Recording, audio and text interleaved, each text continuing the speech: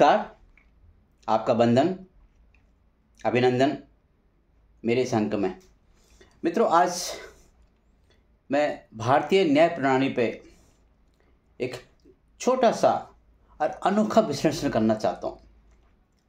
आप सुनिए इस विश्लेषण को, आप भी जानने की कोशिश कीजिए कि हमारी भारतीय न्याय प्रणाली, जो पहले आईपीसी था, अब वो बीएनएस हो गया है, उसका नामकरण बीएनएस कर दिया गया है। देखिए, अपराध पूरे जगत में होते हैं, अपराधी किस्म के लोग सब जगह हैं। भारत में भी अपराधों की कमी नहीं है, अपराध तो होते रहते हैं, लेकिन अपराधी को पकड़ने के बाद उसको जब न्यायिक प्रक्रिया के अधीन जब उस पर कार्रवाई चलती है तो कितना लंबा समय लेती है, ये शायद सब डिपेंड करता है अपराध की कैटेगरी पे। तरह तरह की धाराएं हैं और उसी हिसाब से उनको सज़ा मिलती है। लेकिन हमारे भारत में जो सज़ा देने की जो एक रेट है वो बहुत कम है। अपराधी जीवन भर खुल कर जीता है, ऐसो आराम करता है यदि वो जेल में न हो तो। और उसको ये पता होता है कि मैंने अपराध किया, इसकी सज़ा तो मिलेगी या शायद नहीं भी मिलेगी, और मिलेगी तो बहुत देर लग जाएगी, तब तक वो पूरे जीवन का आनंद ले लेता है और इस बीच में वो कई सारे अपराधों में लिप्त होता है।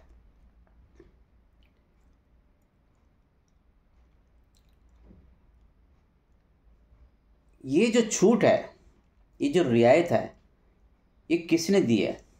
वो केवल हमारे भारतीय संविधान में जो कानूनी प्रक्रिया है, जो कानूनी दाव पेच हैं, ये सब उसी की बदौलत है।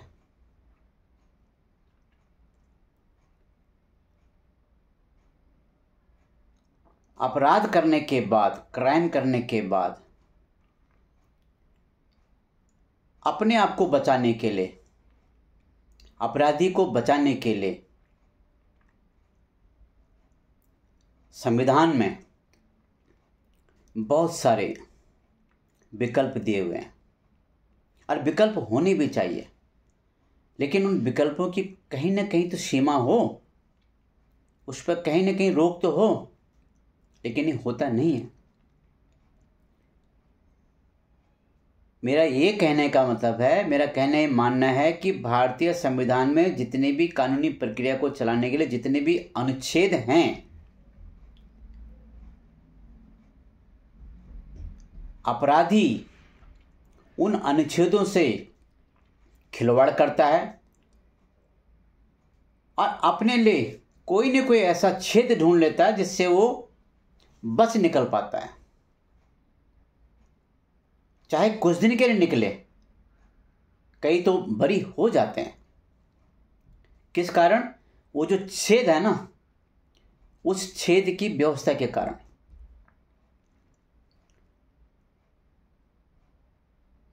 ये कैसी न्याय प्रणाली है?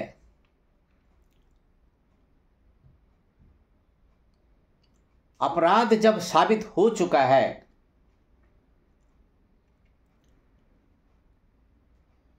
तो उसके लिए सारे छेद बंद हो जाने चाहिए। कोई ऐसा अनुच्छेद छेद न छोड़ें कि वो वहां से बच निकले।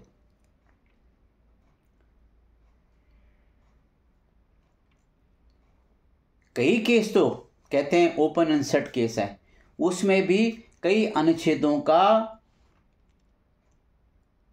उपयोग और दुरुपयोग किया जाता है और उसमें से भी कोई छेद ऐसा निकल पाता है कि अपराधी कुछ दिन के लिए या फॉरएवर के लिए बरी हो जाता है। ये हमारी न्यायिक व्यवस्था है, इसमें कहीं न कहीं बदलाव की जरूरत है।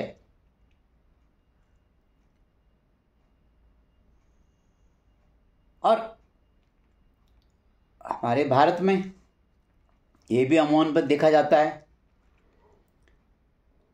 कानून का रूपरेखा एक है, उसमें दंड देने का प्रावधान एक है, लेकिन जब अपराध होता है, चाहे आर्थिक अपराध हो या क्रिमिनल हो, किसी भी टाइप का अपराध हो, तो व्यक्ति विशेष की रुतबे को देखकर, उसके पद को देखकर, उसका सामाजिक आधार को देखकर कानून की रूपरेखा बदल जाती है। और तब वो अनुच्छेद में छेद मिल जाता है। आम आदमी के लिए, साधारण आदमी के लिए, जिसने कोई गलती से क्राइम कर दिया है, अपराध कर दिया है या जानबूझ के करा है, उसके लिए वो छेद बंद है। लेकिन रसूखदार लोगों के लिए, प्रभावशाली लोगों के लिए, वो अनुच्छेद के अंदर छेद, छेद के अंदर छेद से बाहर निकलने का रास्ता मिल जाता है। ये समझने में थोड़ा सा तकलीफ होती है जनता को और हमको भी। और अभी हमारे भारत में वर्तमान में तो है ही हैं, आप इतिहास के पन्नों को पलटिए, आपको बहुत सारे ऐसे उदाहरण मिल जाएंगे जहाँ पे बड़े बड़े रसूखदार लोग अपने आप को कानूनी प्रक्रिया से और कानूनी प्रक्रिया में के अधीन जो उन पे अपराध साबित हुए थे, उनसे वो बच निकलने में साबित हुए हैं, केवल अनुच्छेद का और अनुच्छेद के अंदर उस छेद का प्रयोग करके। तो कहीं न कहीं जनता जनार्दन के बीच में ये संदेश तो जरूर पहुंचता है कि भाई उनके लिए कोई कानून नहीं, उनके लिए कोई अनुच्छेद नहीं, उनके लिए कुछ नहीं, केवल और केवल साधारण जनता के लिए। तो इस प्रकार से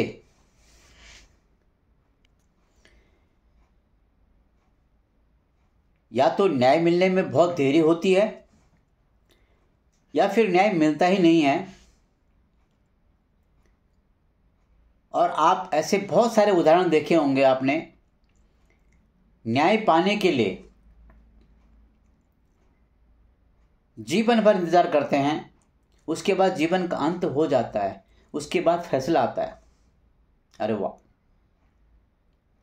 जब दुनिया से चले गए इंसान तब फैसला आ रहा है, चाहे फैसला उसको बरी करने का हो या उसको जेल के सलाखों के पीछे धकेलने का। ऐसा क्यों? इस व्यवस्था में कहीं न कहीं बदलाव चाहिए। संविधान में संशोधन की जरूरत है।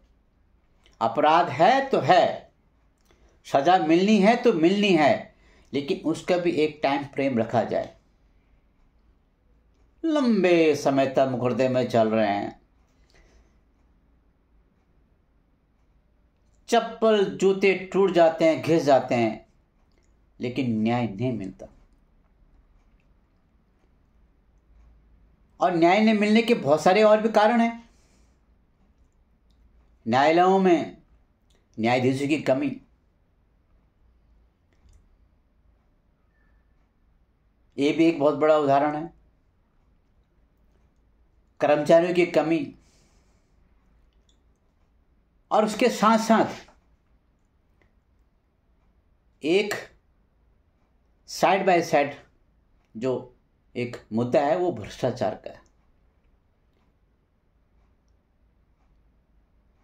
भ्रष्टाचार जब तक जीवित रहेगा तो न्याय मिलने में देर तो होगी। मैं फिर कह रहा हूं, कई सालों से बड़े बड़े रसूखदारों के, बड़े बड़े नेताओं के मुकदमे विलंब क्यों हो रहे हैं? तारीख पर तारीख, तारीख पर तारीख क्यों लग रहे हैं? इसका एक ही कारण है, जो उनको बचाने वाले हैं, जो उनकी पैरवी अदालतों में कर रहे हैं, उनको ये व्यवस्था दी गई है कि आप अनुच्छेद के अंदर छेद ढूंढो और उस छेद से हम निकल जाएं। और इसके लिए बहुत पैसा खिलाया जाता है, लोभ और प्रलोभन दिया जाता है। अब वक्त आ गया है, 145 करोड़ लोगों का देश, सबको इस मुहिम में जुड़ जाना चाहिए कि अपराधी को तुरंत से तुरंत सजा मिले, उसमें कोई विलंब ना हो। और जब विलंब होगा तो वो भी एक समाज के लिए उदाहरण होगा। और यदि तुरंत गति पे न्याय मिलता है, दोषी है तो सजा, नहीं है तो निर्दोष, वो भी एक समाज को उदाहरण के तौर पे एक संदेश जाता है। इसलिए अभी इसकी सख्त जरूरत है। न्यायिक व्यवस्था में मौजूदा परिस्थिति के हिसाब से थोड़ा फेरबदल करने की सख्त जरूरत है, ये मेरा मानना है। इस अंक में इतना ही, फिर मिलते हैं आपको अगले अंक में कॉफी के साथ। नमस्कार।